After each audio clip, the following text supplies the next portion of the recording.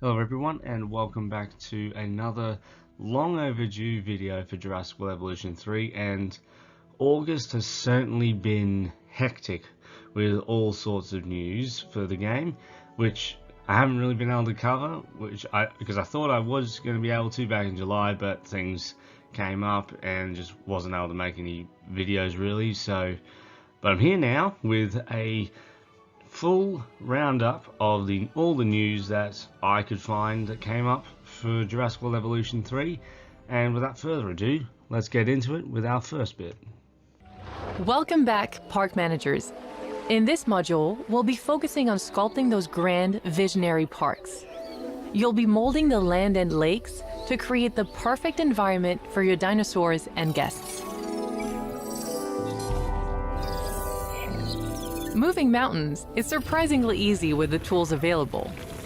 Build upwards to add elevation to your park, or dig down to create impressive valleys and canyons with rocky cliffs or ramps to form gradual inclines. Then fill out your park with a wide variety of rocks and foliage. Swiftly cover large areas of enclosures and decorate the finer details. And it's not just the land to think about. Add shallow or deep water to form lakes and even waterfalls for your guests and dinosaurs to enjoy. With all these tools, you can create beautiful natural enclosures and spectacular sights within your parks. Be sure to watch the rest of our modules for further training on managing your parks. So in this feature focus, we are shown a bit more of the new waterfalls and terrain tools that can allow us to create some truly dramatic landscapes. It also looks absolutely phenomenal. I certainly look forward to creating something similar to Iguazu Falls in Brazil and having that just in the middle of the park with all sorts of animals around it, and I think that would just be absolutely incredible. But that of course isn't all. We don't get too much in terms of new species. We do get some pretty good looks at Stegosaurus, but perhaps the most exciting bits is a single frame at the end where we get the sneakiest of glimpses at the juvenile Spinosaurus poking his eyes just above the bottom of one of the final frames in the video. In an article that we'll touch on in a bit, the devs mentioned how the baby Spinosaurus was inspired by gharial hatchlings in terms of proportions of a piscivorous reptile, and you can certainly see that here with the much larger eyes, the thinner snout, and overall cute vibes of a baby crocodilian in this piscivorous dinosaur. But let me know your thoughts, as we will also be looking at a better look at the baby Spinosaurus a little bit later.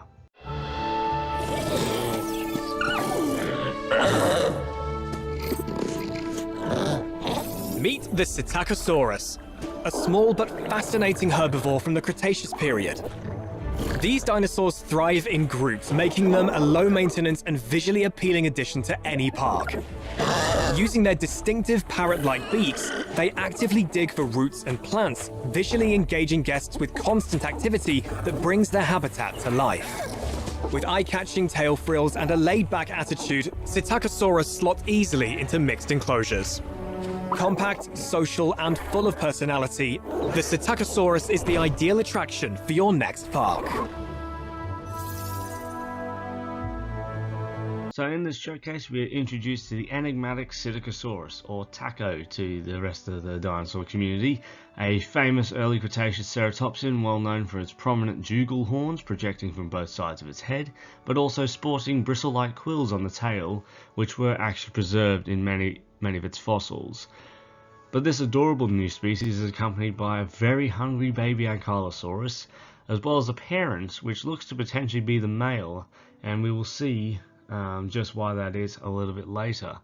What I am 100% sure on is the sauropod that we can see in the background being the Jurassic World Dominion Dreadnoughtus. The patterning is a little different to the skins that we had in the previous game, but the model is very much reminiscent of the movie design. So it's great to see it confirmed to return, though I feel like all canonical species that were seen in the films are guaranteed to return. I'm not sure on Camp Cretaceous species, though Scorpius Rex and Spinoceratops are probably going to be returning. We'll touch on that a little bit later. In In a complementing article about how the dinosaurs are made, we also got confirmation of Compy's return, so confirmed to be able to reproduce as well, as many people thought that the smallest dinosaurs might not be able to reproduce, and that the behavioural system can sometimes cause anomalous behaviour, like a protective mother Compy standing off against a Tyrannosaurus to defend its young. And that's certainly something I'd be interested in seeing, the lengths that the parents will go to defend their young from threats great and small. The article also indirectly confirmed that all 7 hybrids from the previous game are making their return, as they state that the hybrids cannot breed, and we knew that only 7 of the 82 base species are not able to breed. And we already had Indominus Rex confirmed, but this means Indoraptor, Scorpius Rex, Spinoceratops, Stegoceratops, Spinoraptor, and Ankylodocus are confirmed to be returning, which is honestly a good thing. We don't run the risk of them being resold to us again. With Spinoceratops, though, it also indirectly confirms Sinoceratops is returning, but why wouldn't it be? It is a canonical species as well. But I'm going to put it in the unconfirmed category of the list at the end, just because, well, we haven't seen a Sinoceratops, so can't really 100% confirm it, though it's pretty darn likely at this point, I'd say.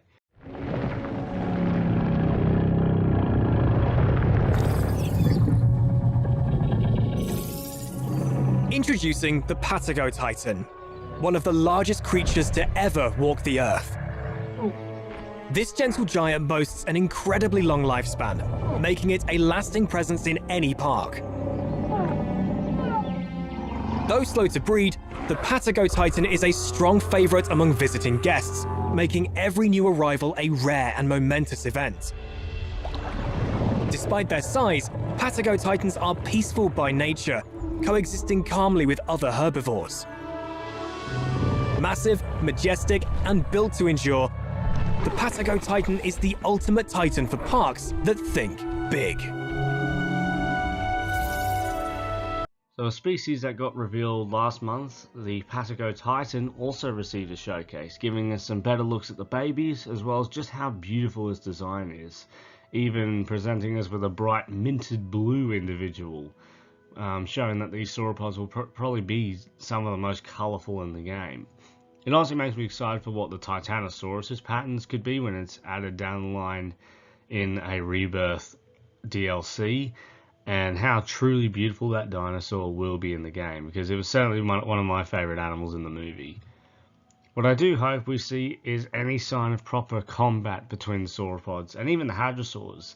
That's really all I need from the sauropods now, because as we all know, they weren't soft targets.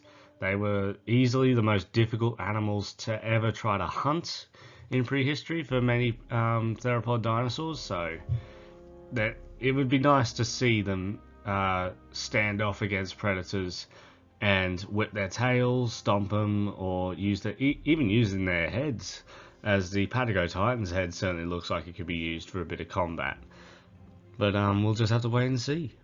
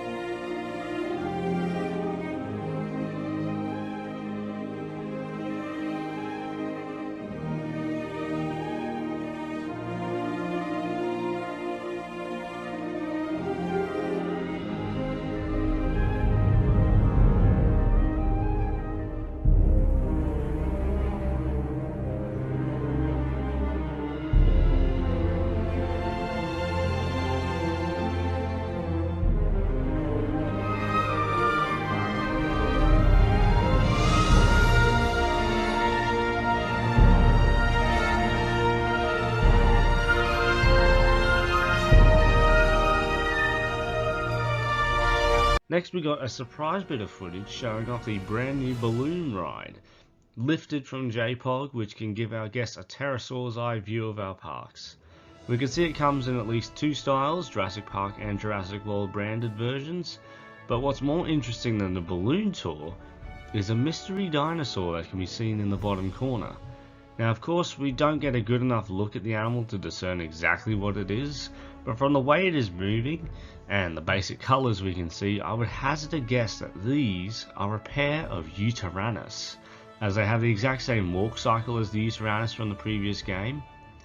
The tail moves in the same way as it walks. The colours also are somewhat reminiscent of a few Utaranus skins. But I've seen other creators suggest it could be the Utahraptor, but the way it walks doesn't really give off Utahraptor to me. The shape also lacks any large tail feathers or even wing feathers, so given Utaranus lacks both of those things, I'd say it's quite likely to be the animal that we're going to be seeing, like revealed at some point, because yeah, like Utaranus is a fan favorite from the last game, so it would certainly be a shame for it to be cut, but it does look like it is returning. Like, I am very confident on this, so I mean, if it's not Utaranus, well, my predictions are wrong from now on, but I'm pretty confident that that is what it is.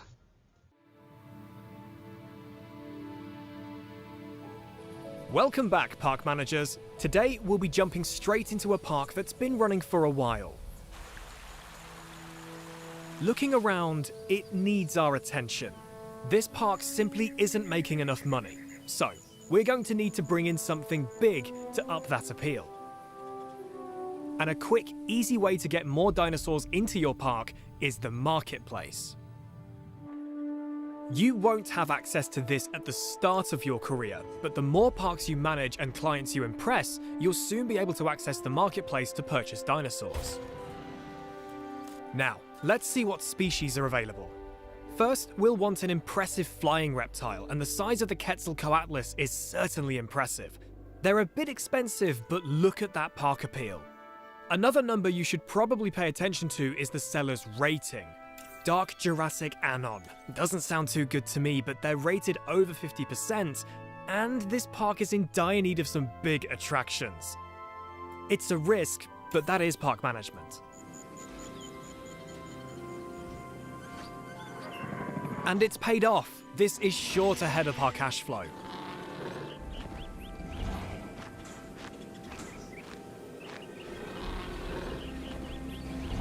Now, let's find something for our lagoon.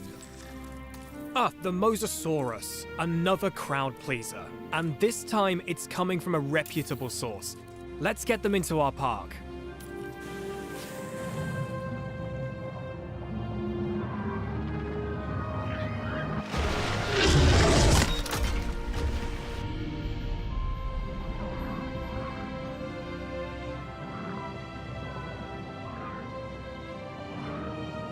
And finally, something for our land enclosure.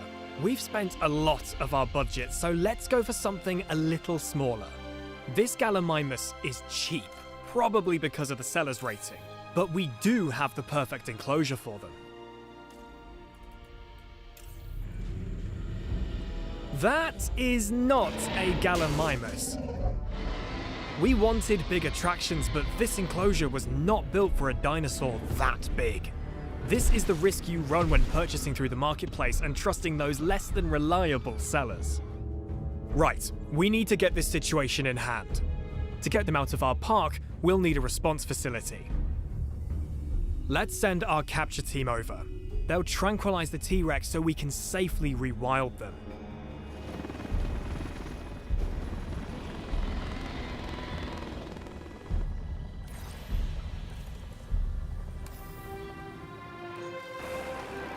Minus that little hiccup, I think we've managed to successfully turn this park around, and it now has 2 new headliners.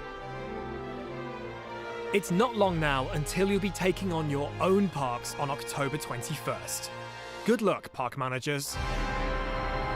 So in this video we get a good idea of how the marketplace is going to work, seemingly inspired by the Malta DLC's Dinosaur Exchange feature, where we're able to get different offers of varying reliability, as we see in this video where what was supposed to be a Gallimimus ends up being a Rex, which honestly seems like a great bargain if you ask me, but more interesting than all of these things is the names of species that can be seen in the marketplace menu in various frames. First species confirmed is Dimorphodon, and given it's a canon species, it was expected to return. We also got confirmed Diplodocus, which is one of the key ingredients of Ankylodocus, so it makes sense. Troodon is a nice surprise, being one of the more unique of the small predators with its venom capabilities. It's great to see it returning. We'll get another look at the Troodon in Evolution 3 a little bit later. We also get a Patagosaurus, which was next to be confirmed, another canon species. Then possibly the biggest surprise of all of these, Archaeornithomimus is returning, which is a choice to say the least. I would have preferred Struthi, but as long as it is given something to make it a bit more distinct, maybe in the male design for the animal, who knows, and maybe the baby will be really cute, who knows. We also got revealed Microceratus, a tiny little species about the same size as the Compy, which is confirmed to be able to breed. Same with the Morris Intrepidus, which was also revealed. The Pseudoceratops as well, a species that actually does have a male design canon to the franchise, and it's been in the canon for a while, so it's going to be really cool to see it brought to life here. Giganotosaurus is confirmed as well. As Zeb was a male in the film, it's going to be interesting to see what the female Giganotosaurus will look like. We also have Lystrosaurus, fingers crossed for a fight animation between it and the Oviraptor. Then last but not least is the one, and hopefully only Asian Stegosaur we get in the base game, the adorable Chungkingosaurus, which would certainly have been my first choice of the 3 Chinese Stegosaurs we have in Evolution 2. It also had some cool animations in the game, so that's not too bad either. Aside from that, we also do have the confirmation that there is a placeable landing site for dinosaur transport crates, which was the weird rectangular object I thought was a path crossing for tour vehicles, but we see it in the enclosure menu in the breeding feature focus, but we see it in action in this video where the helicopter drops off the newly purchased Galley Rex. Hello park managers, and welcome to this exclusive first look at one of the new features coming to Jurassic World Evolution 3, the Cretaceous Cruise. I'm Sandy, a principal designer on the game, and in this demo I'm going to show you how to build this attraction through several enclosures, including the T-Rex. Hopefully everything goes to plan. Let's dive right in. I'm going to be building in our lovely Hawaii map. You can see we already have a lot going on here with a mix of enclosures. We've got some lagoons, aviaries and land enclosures, but also a number of new attractions. Floating in the background you may have noticed a hot air balloon. And over here we have our new dinosaur encounter where guests can pet your dinosaurs. These attractions are great, but what if you want something to go through an enclosure? Veterans of the game will be familiar with our gyrospheres, which will be making a return. However, the Cretaceous Cruise lets your guests view dinosaur families whilst cruising along rivers and water bodies, opening up all sorts of interesting ways to construct your enclosures with this attraction in mind. Like all our attractions, I'm going to need an entrance. We have our building already placed down. Jurassic World Evolution 3 now features modular building, meaning you can customize buildings like this to your heart's content. We have 3 enclosures we want this ride to pass through, so our guests get to see a wide variety of dinosaurs, including that T-Rex we mentioned. I've placed a couple of security cameras around. We should be safe if things get a little chaotic. Let's start adding a track. It's incredibly easy. Clicking here, I can simply lay down the route I want, adjusting the path to be curved or straight as needed. And while this is a great starting point, our new scenery pieces mean we can make these spaces even more interesting. Let's make the ride feel more dynamic by adding a rock arch. If we go into the scenery panel, we have a wide variety of rocks to choose from. Very easily, we're able to create something unique for our ride. And then I think we want another type of structure over the path. Over here, we have a structure we've turned into a blueprint.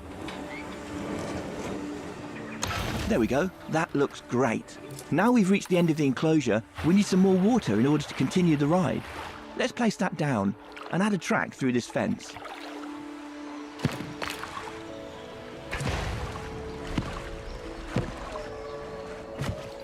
In this new enclosure, you can see that we have these elevated areas of terrain that can act as natural barriers to keep dinosaurs separated.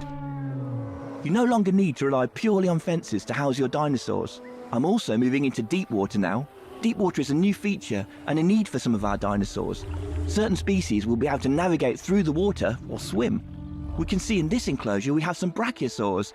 They're able to wade through deep water. On the banks of the river, you can also see foliage we've laid down to create a canopy around this area. Let's use one of the compound brushes to finish off a section over here. The scenery brushes make detailing your spaces super simple. We now have our ride complete. Let's open it and head down to guest level. There's multiple perspectives you can choose from when interacting with the kayak. You can observe from third person, first person, or even take control of the ride. In this perspective, you will take control, allowing you to move the kayak freely both along the track ride or outside it. From this vantage point, you can get up close to the dinosaurs. Let's take a look at our Parasaurolophus.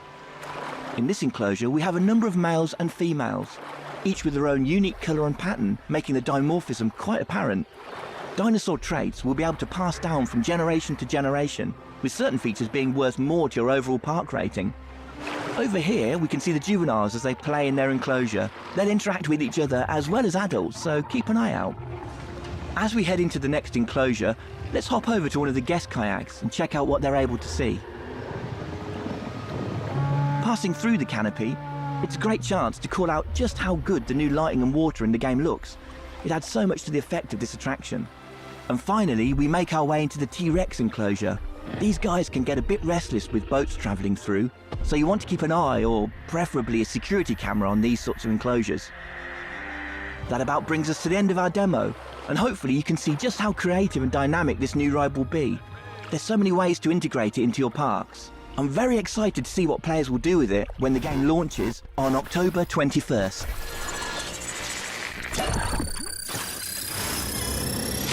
We have detected a loss of power across the park.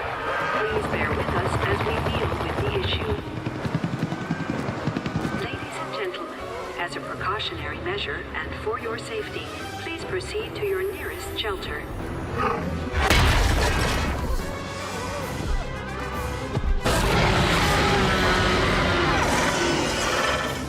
Possibly the most exciting bit of footage yet reveals not just a little more about the balloon tour, but also a brief look at a Gentle Giants attraction, which hopefully we'll get a better idea of how it works in a future feature focus.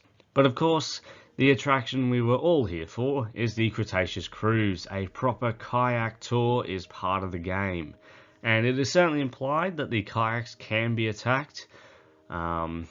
The rebirth recreations, I bet, are going to start popping up when the game releases. A brief look at the male T-Rex, which we still need to do a side-by-side comparison of. Wait until a little bit later. But we also get a little look at the male Parasaurolophus, and a good look at the baby paras, which are as adorable as ever. The male Parasaurolophus, though, looks to have a different pattern, of course, to the females. With more stripes going down the back legs, almost remind me of an okapi in that sense. But also a bright pink coloration there with some little stripes down on the tail. The crest also looks to be a bit larger and also a bit shorter in length. So the males do have a much shorter crest, but it certainly looks a bit larger. It does also appear to be slightly heftier too, so it looks like it's actually got a little bit more of a hump on its back, so we'll have to see how this looks in the game.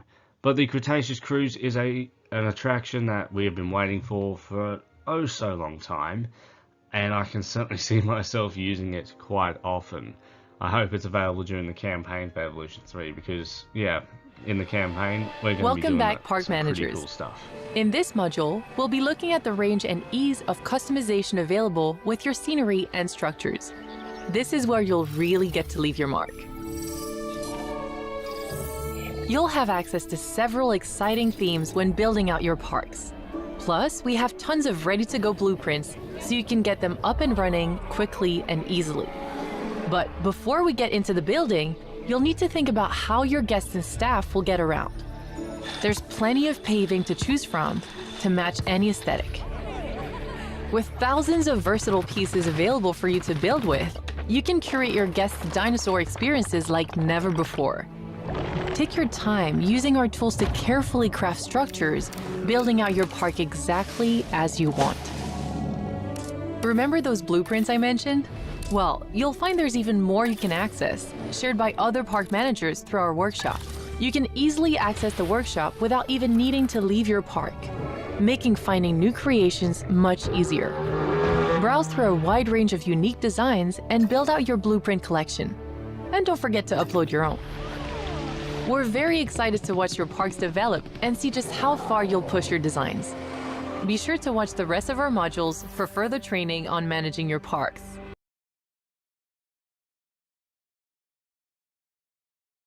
Our second last bit of news we received this month is a feature focused on the modular building side of things, where we can see how blueprints are created and shared, null paths, and also just all the sorts of different pieces we'll be able to use across our parks, including some girders that we can see on an aviary in one shot.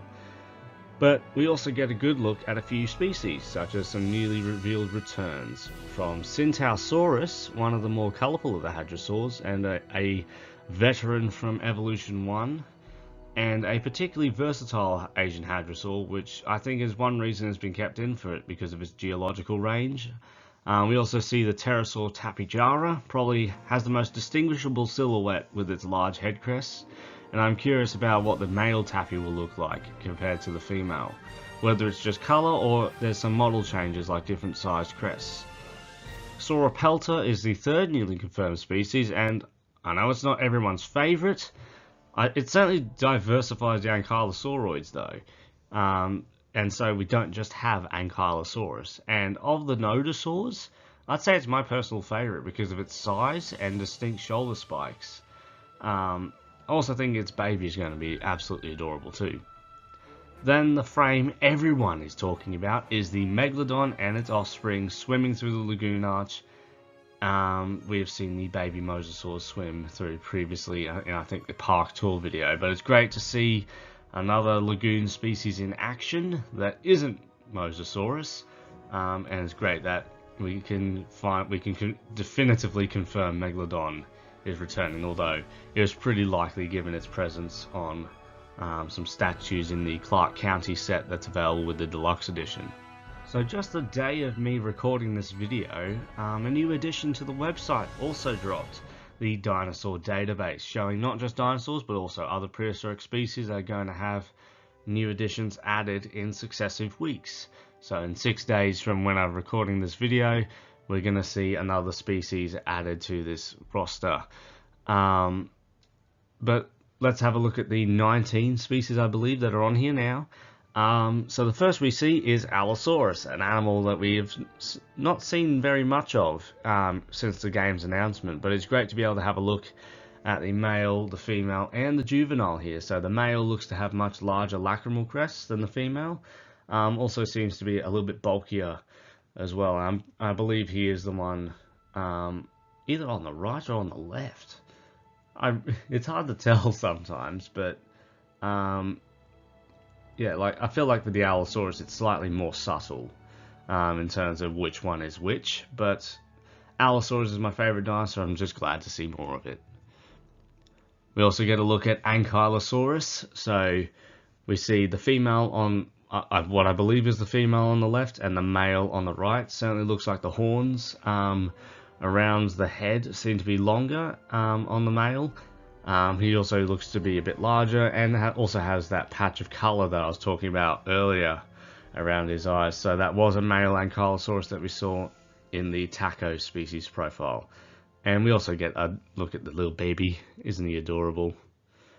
We also get a look at Brachiosaurus. So have the little baby who is so much smaller than the adults.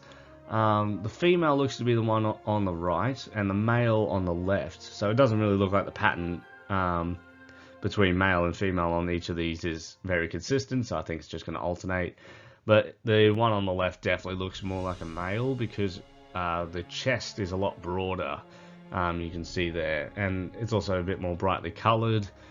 And if it was standing up straight, I'd say it would be a bit taller than the female that is on the right.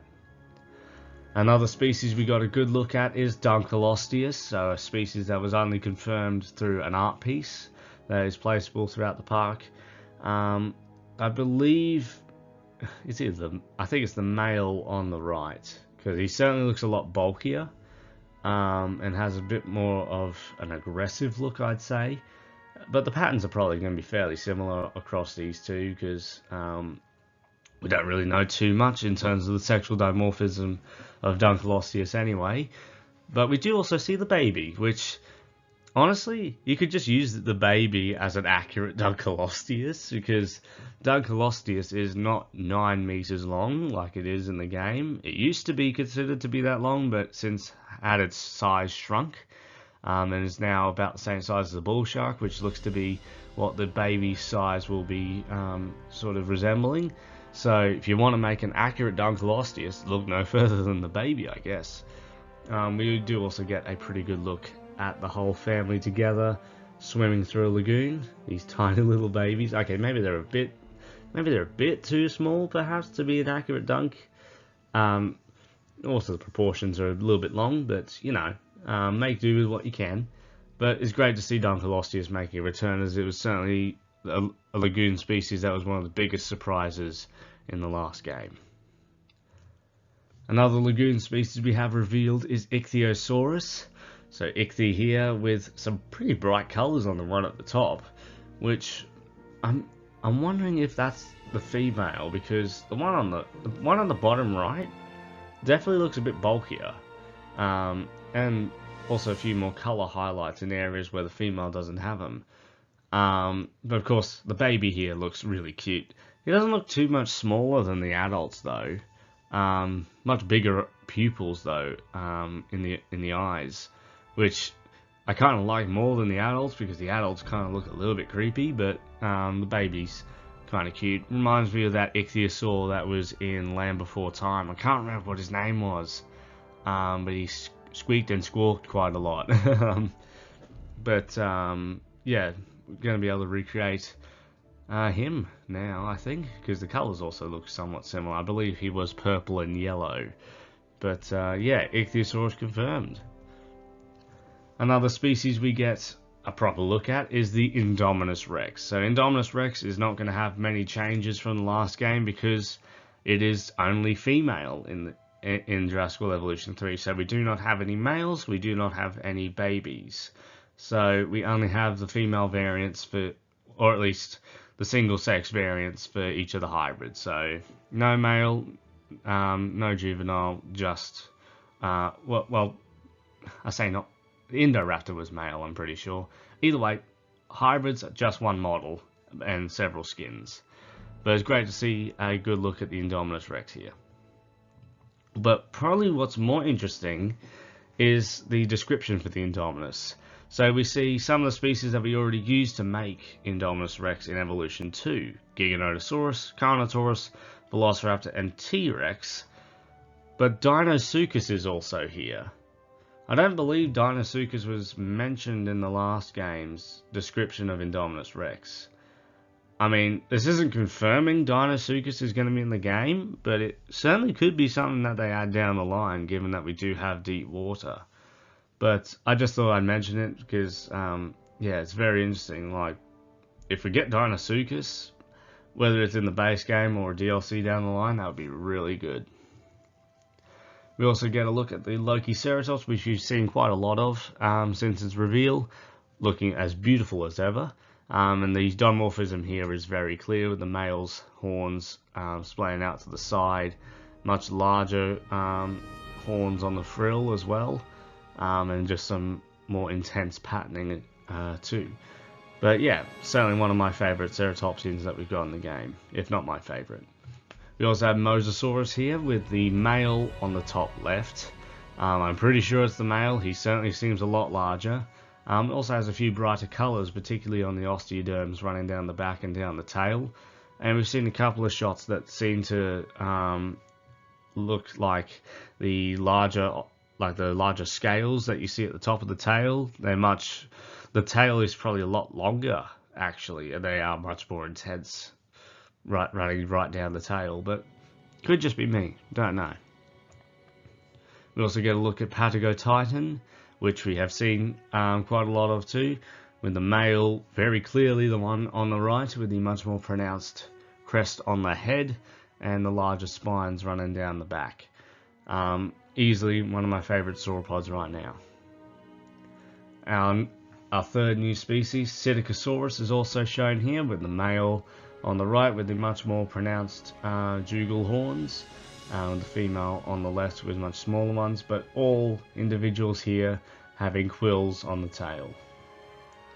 We get another good look at Pteranodon, which is the Jurassic World Pteranodon, but we'll go over what I think is happening with the Jurassic Park 3 variant. So the male is very clearly the one in the bottom right. So he has a much larger crest, and honestly I feel like that kind of improves the Jurassic World Pteranodon design. Kind of looks a bit better with a much larger crest, and a little baby on the left. And I will mention this later, but I'll mention it now. The baby Pteranodon does look to be a bit of a blend of the Jurassic World and Jurassic Park 3 Pteranodon, so yeah, we'll see what that means a little bit later. We also get a look at Quetzalcoatlus, a species that is canon to the franchise and looks awesome as ever. And yeah, like there's not too much to say on the species that we've already seen. We do know the dimorphism is pretty clear in some of these, although I feel like the one flying is actually the female, because like the colours are not quite as intense on the face, whereas the one on the bottom right, the colours look to be more intense, and the crest on the head also looks to be a bit longer. So that could actually be the male on the bottom right, but yeah, we'll have to see about that. We get a good look at Spinosaurus and the baby, looking really cool with a much smaller sail at this stage in its life, but also very brightly coloured. So it's going to be really cool to see this little guy in action.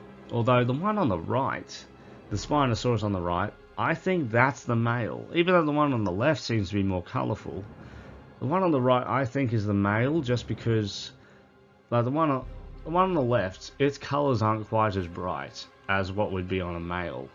So I think the one on the right is the male, and also seems to look quite a lot like the Jurassic Park 3 Spinosaurus design there, like in terms of the skin. So yeah, could actually have had a recoloring potentially to be more in line with the movie. But yeah, I'm thinking the one on the right is the male, just because he is being shown as a bit more large in this sense. We also get a look at Stegosaurus, which we have seen quite a bit of so far, with the female on the left and the male on the right, with a bit more patterning on the plates and along the flank of the body. There's not too much that I can say in terms of what I think is what else I think is different. I mean, some of the plates might be a bit larger on the male than on the female, but we'll just have to do a proper side by side to really tell the difference properly. However, with Triceratops, there's no mistaking, given the exaggerated size of the frill on the male, which is an interesting design choice to say the least. The horns look pretty good, but I feel like the frill, its shape could have been potentially changed, or at least it doesn't have to be that large. Like, it is very, very large for a Triceratops.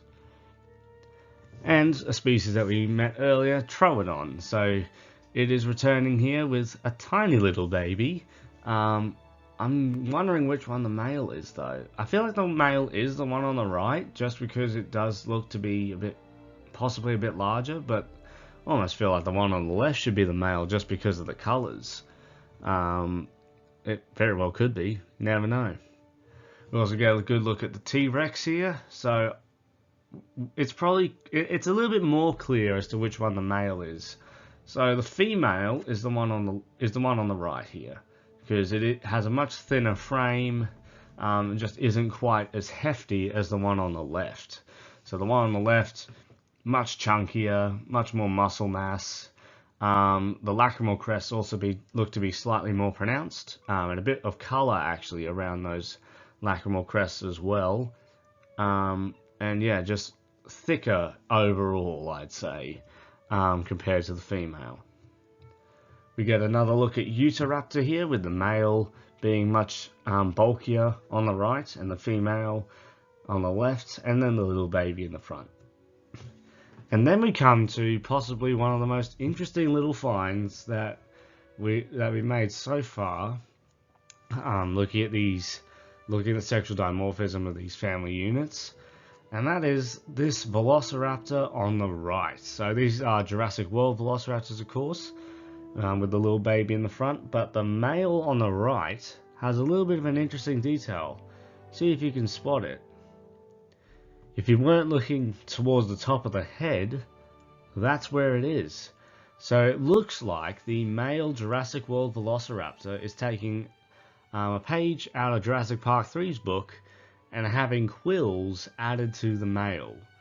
So that's pretty cool to see. So the male Velociraptor, we were thinking it wasn't going to be that distinct, but here it does look like the male Velociraptor will have quills, and the head also looks to be a bit boxier as well, sort of more similar to the InGen Velociraptors than the Masrani ones.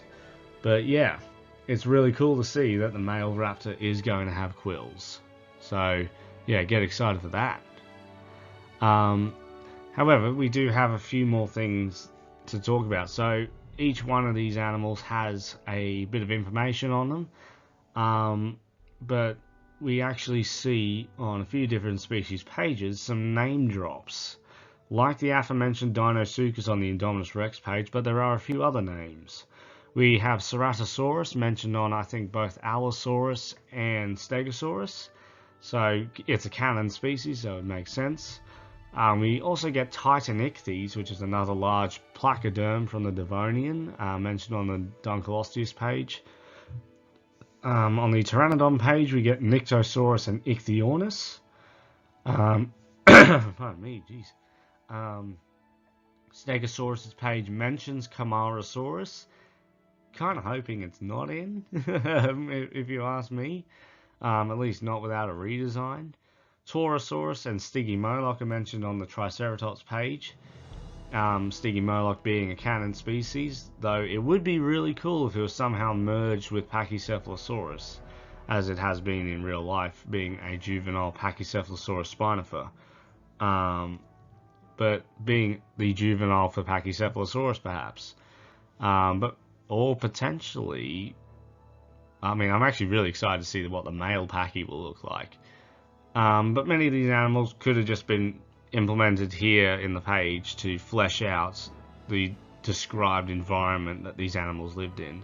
Like, it isn't saying any of these animals are confirmed for the launch roster, though I would love to see Nyctosaurus. But yeah, take the mention of these names with a grain of salt, because it doesn't outright confirm their presence in the game, especially Ichthyornis. Ichthyornis was a bird. I don't know if we're really going to get birds in Jurassic World Evolution 3, but I mean, you never know. But like, yeah, none of these species are confirmed. Now, a little thing I'd like to talk about at the end here is variants, or lack thereof. Given the massive undertaking of making 2 new models for a large proportion of the previous game's species, I think the idea of variants is probably going to be something for a future update, as those variants would need to receive a similar treatment to all the other animals in the game. And having both the existing female model as well as the male model. For the 2001 Pteranodon and the 1997 Stegosaurus, however, it looks like the foundations for that are already in place, with the juvenile model already resembling a blend of both the Jurassic World and Jurassic Park era designs for these animals. So it certainly looks possible that these variants will be added in the future, with some proper sexual dimorphism added into them, so possibly just a male model added onto each one of them. As for skins that represent specific sexes, they'll probably be added onto the rigs for their respective sexes. So these animals would be like Jurassic Park 2 velociraptors, which have both a male and a female. So the male would be on the male rig, female of course on the female rig. The same for the Lost World Tyrannosauruses, so buck and doe. Buck would be on the male and doe would be on the female. So that's sort of how I'm imagining it's going to work. As for other variants, like Frontier's original variants of Allosaurus, Iguanodon, Giganotosaurus, they could return in a later update possibly, but it's also possible that they're going to just keep with the canonical designs. Like, it's wholly possible that that is what they're going to do. But you never know, it could change. And I'm kind of wondering whether Kentrosaurus, Oranosaurus, whether they're going to be in the base game. And would they have their original designs as well as their Camp Cretaceous ones? Although, to be fair, I kind of prefer some of the Camp Cretaceous designs to the Frontier original ones. Sort of the Oranosaurus, even though I would prefer it to have been bipedal. But it isn't in Camp Cretaceous, so can't really expect that. In terms of other animals like Suchomimus, Majungasaurus, and Pachyrhinosaurus, those animals have appeared in Chaos Theory. Will those animals appear in the base game, or will they return later with Chaos Theory designs in a Chaos Theory Camp Cretaceous DLC, perhaps? I don't know, but it's possible. But yeah, interesting stuff going on. And so to close out this video, we have the roster of animals that we currently know based on what has been revealed in the last month. So we've had quite a number of animals added to the roster here. So we ended at 29 in July, but now we're at 53. So a lot of species have made themselves known here. So it's very interesting to see that. So animals that have been added are Psittacosaurus, Dreadnoughtus, Compsognathus, Indoraptor, Scorpius Rex, Ankylodocus, Spinoceratops, Spinoraptor, Stegoceratops, Archaeornithomimus, Troodon, Chunkingosaurus, Nasutoceratops, with a spelling error, damn it, Giganotosaurus, Morus intrepidus, Dimorphodon, Lystrosaurus, Microceratus, Diplodocus, Apatosaurus, Sauropelta, Centausaurus, Tapijara, and Ichthyosaurus. And in the unconfirmed tab, we have Sinoceratops and Euteranus. So we've only got, I think, 33 species left out of the 86, including Deluxe Edition, to be revealed. Hopefully next month we can get Therizinosaurus revealed, because I'm really interested to see what they're going to do for it. But yes, that is our roster right now. So let me know your thoughts on all the stuff that was revealed in August. And yeah, lots of exciting stuff. New species, new reveals of returning species, all the babies, all the attractions, all that sort of stuff. Let me know your thoughts on all of it in the comments, and I'll see you all in the next one.